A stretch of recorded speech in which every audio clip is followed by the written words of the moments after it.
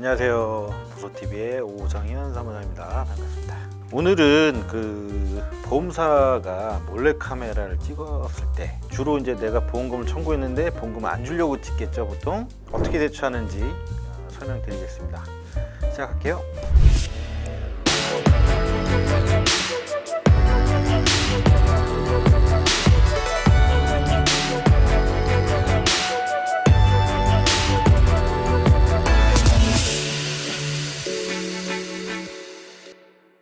이 몰래카메라가 형사사건에서 몰래카메라는 불법 촬영물 같은 경우는 뭐 증거 능력이 없다. 그리고 불법 녹취에 관해서는 증거 능력이 없잖아요. 근데 민사는 통화한 게 내가 동의를 받지 않았다 하더라도 그거는 증거 능력이 돼요.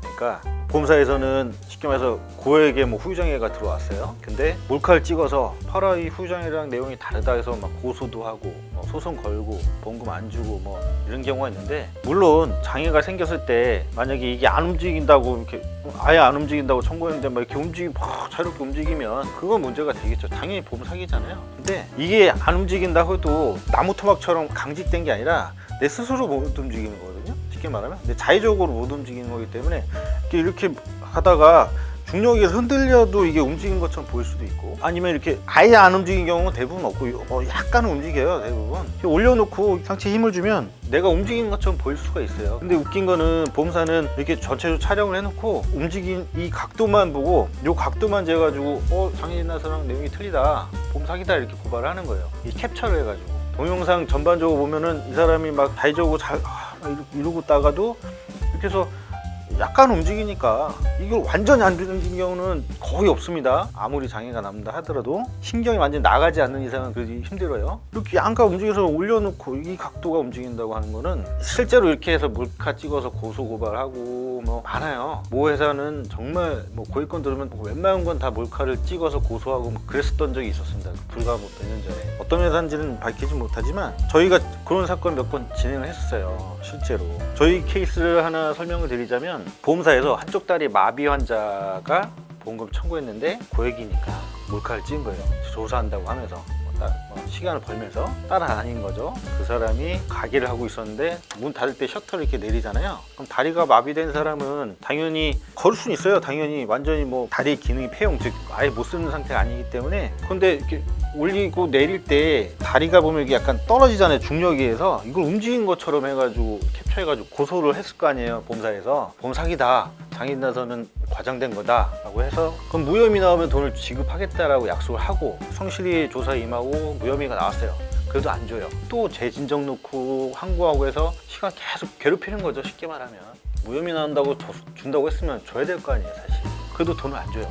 계속 또 고발 하다가 그러게 한 1년을 넘게 괴롭혔나 그분을. 그러다가 결국은 최종적으로 무혐의가 나왔는데도 안 주니까 소송을 저희가 이제 진행했던 사건이 있었는데, 제가 오늘 찍은 이유가 몰카를 찍혔을 때 대응 방법이라고 했잖아요.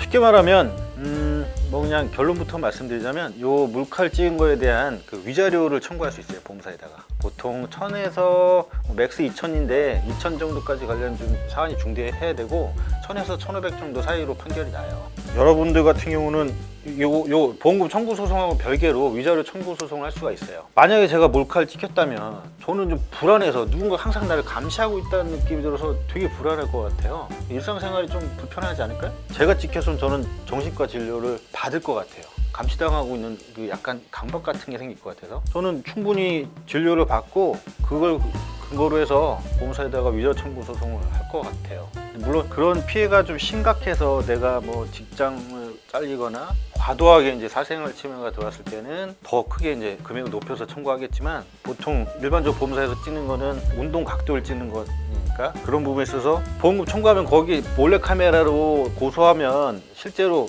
환자들은 고소하니까 압박을 느껴서 청구 포기를 하는 경우도 있어요. 해봐라, 각도가 찍혔는데 다르지 않냐. 근데 사실 아까도 말씀드렸다시피 강직이 아니니까 자연스럽게 그런 것처럼 볼 수도 있거든요. 거기에 대해서 쫄지 마시고 웬만하면 당당하게 대응하시되 궁금하신 거 있으면 전화 주시고, 그리고 그거는 보험금 청구와 별개로 1000에서 1500만 원 정도 평균 위자료 청구할 수 있고, 결론을 말씀드리자면 몰카 찍혔다고 해서 쪼실 거 하나도 없고 당당하게 대응하시면 된다. 그리고 몰카 찍은 거에 대한 그 대처는 저 같으면 존심과 치료 받으면서 거기에 대한 피해를 입증할 서류를 만든 다음에 당당하게 소송을 받을 것이다. 변호사 쓰셔도 되고 나홀로 소송 방법도 알려드릴 테니까 얼마든지 전화 주시면 될 것 같아요. 여기까지고요. 또 뭐 궁금하신 점 있으세요?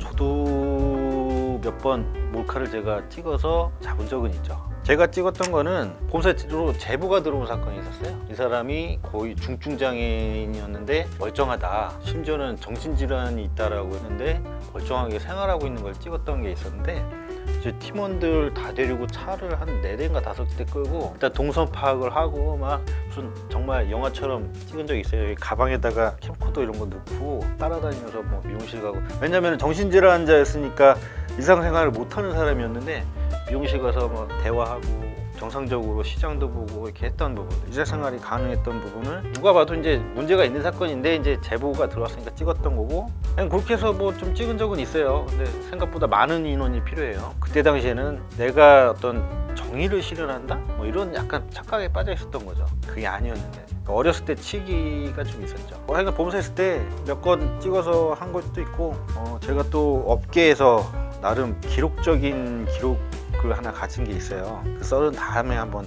풀어보도록 할게요. 제가 아마 업계에서 단일건으로 제일 많은 급여를 받았던 사람일 거예요. 한 건으로.